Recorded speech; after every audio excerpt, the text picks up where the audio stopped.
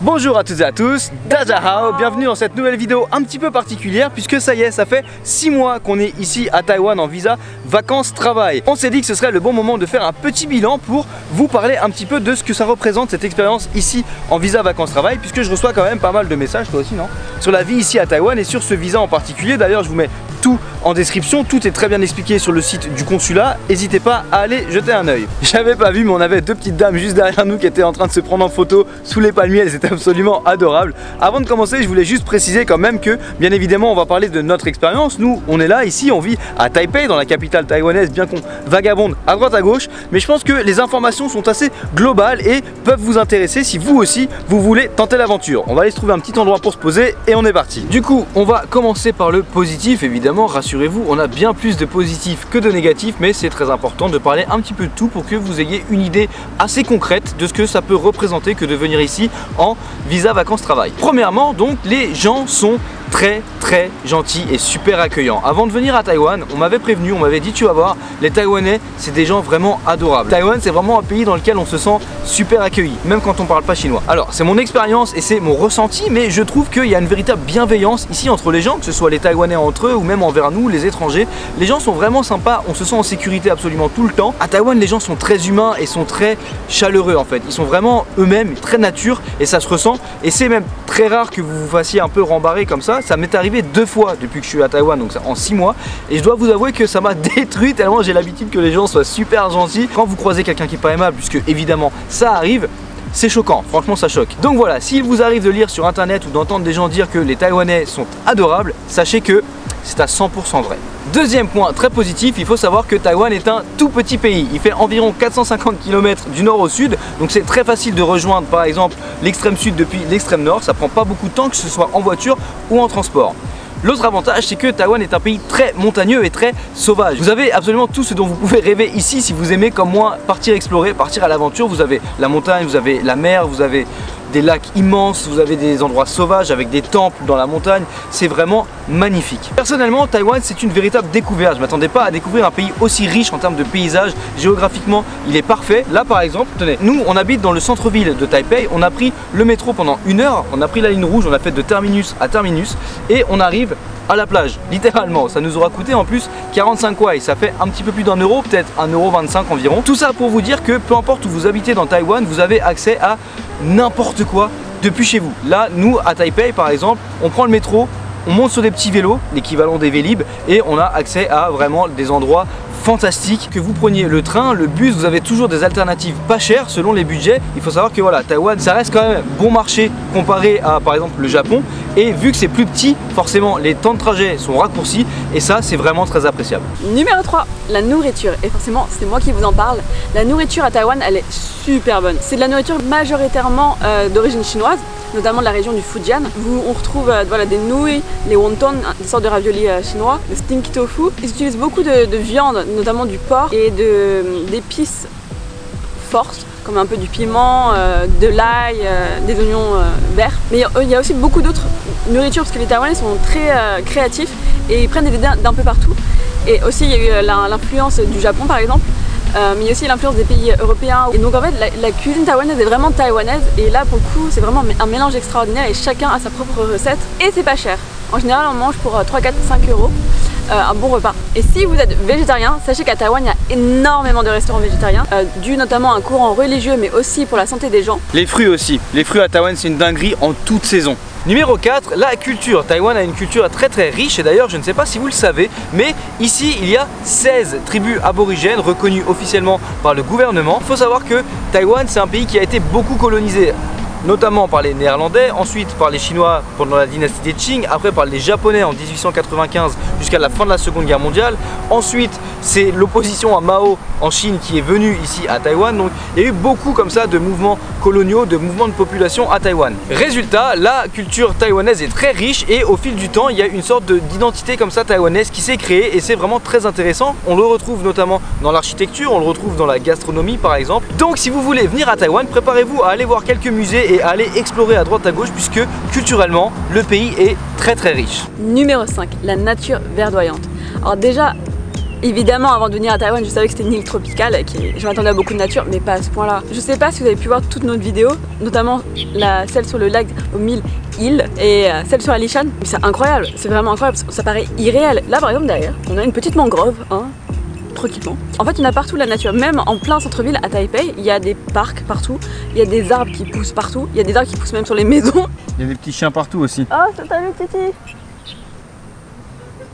Bonjour. Salut. Je sais pas si on peut ajouter ça dans le fait qu'il y a la nature omniprésente partout à Taïwan, mais il y a aussi beaucoup de chiens errants à droite à gauche et du coup ça rajoute vraiment beaucoup de vivants comme ça dans le pays, je trouve. Non, lui il est pas errant en l'occurrence, lui il appartient à une dame qui est juste à côté, mais je le prends pour exemple. Il y a pas mal de chiens errants à droite à gauche ici et c'est vrai que la nature est omniprésente ici à Taïwan et très dense, très sauvage. Et il y a beaucoup de fleurs partout. Numéro 6, l'avant-dernier. Alors le coût et la qualité de vie ici à Taïwan. Il faut savoir que contrairement à quand j'habitais à Paris ou à Tokyo, c'est vachement plus abordable ici à Taïwan, que ce soit la nourriture, que ce soit même les loyers ou quoi. Évidemment, on est dans un pays moins cher avec un niveau de vie plus bas, donc forcément tout est plus abordable. Et deuxième chose, la qualité de la vie. Ici, je trouve que les Taïwanais sont quand même des gens vraiment relax. On est vraiment dans un pays assez atypique. On chill. Et on chill, ouais, exactement. Et il y a ce côté où bien sûr le PVT officiellement il vous permet pas de changer vers un autre visa. Après il faut sortir du pays. Là avec la pandémie c'est un petit peu différent. On peut switcher en visa travail notamment sans sortir du pays. Mais ce que je veux vous dire c'est que en termes de qualité de vie, si vous voulez lancer un business ici, vous avez beaucoup d'opportunités. Vous avez pas mal de visas qui sont proposés par le gouvernement, des visas entrepreneurs, des visas recherche de travail, etc. Et nous, on était aussi venus à Taïwan pour se rapprocher un petit peu du Japon et ça a été une véritable surprise ici Taïwan et on pense vraiment rester sur place.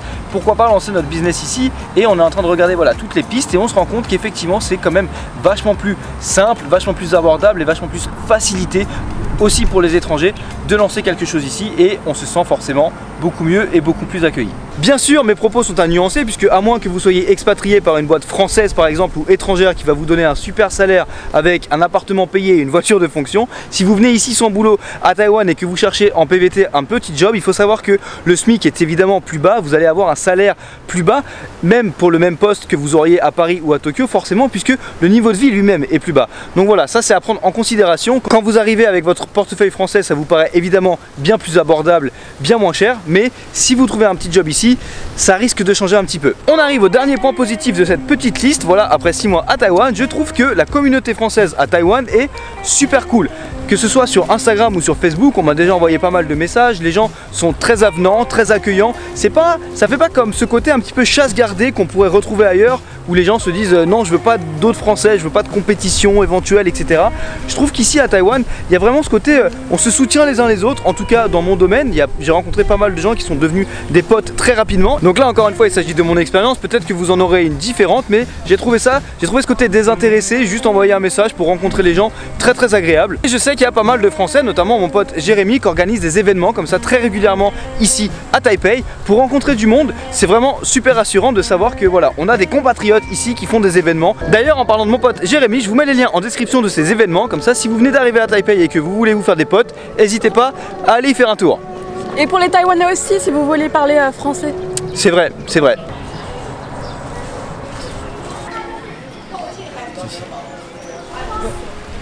Les amis, nous passons désormais aux 4 points négatifs ou du moins frustrant, on va dire, qu'on a pu trouver ici là en 6 mois de vie à Taïwan, notamment à Taipei. Le tout premier, c'est la pollution. Très clairement, la pollution à Taipei, là on a eu un pic de pollution pendant 10 jours, on n'a pas vu le bleu du ciel tellement c'était pollué. On l'avait lu sur internet, mais on pensait pas que parfois ça pouvait être aussi balèze. Il faut savoir que la côte ouest et Taipei, c'est les endroits très industrialisés de l'île, et la côte est, c'est le côté voilà, sauvage, très naturel, et au milieu c'est les montagnes. Donc sur la côte ouest, c'est normal, il y a beaucoup d'industrie, donc entre ça et la pollution qui vient du nord de la Chine, il arrive parfois qu'il y a des gros pics de pollution. Il y a beaucoup de scooters aussi, donc des fois quand vous êtes à vélo, qu'il y a pas mal de pollution et que vous êtes derrière les scooters, vaut mieux avoir un masque. Je pense que c'est important de le noter et de le préciser, notamment pour les gens qui auraient des problèmes pulmonaires ou qui font de l'asthme, etc.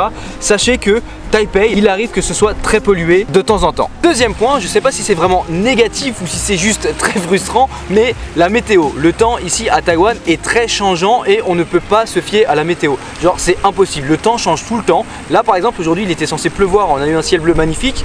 On pensait avoir un coucher de soleil, les nuages sont arrivés au dernier moment. Au mois de décembre on a eu un mois entier de pluie non-stop. En plus Taipei c'est une cuvette, c'est entouré de montagnes, donc que ce soit la pollution ou le mauvais temps, une fois que c'est là, ça va pas partir si facilement. Le problème avec cette météo c'est qu'on peut pas vraiment prévoir à l'avance quoi que ce soit. Oubliez hein, tout ce qui est Google Météo ou quoi.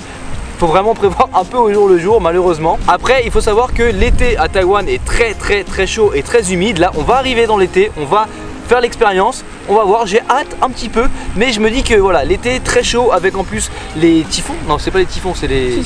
C'est les typhons.